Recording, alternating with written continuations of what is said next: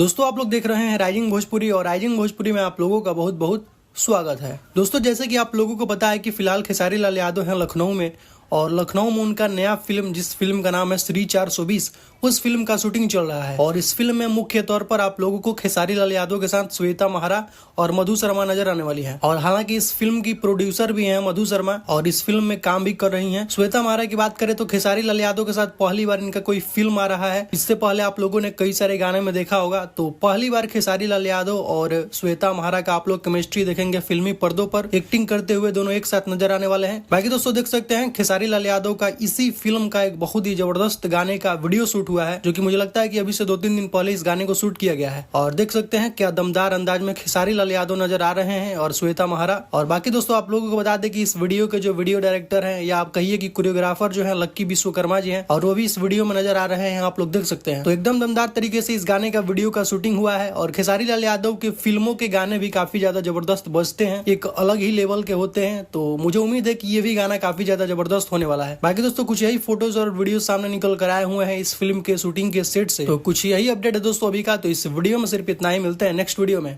Thank you so much.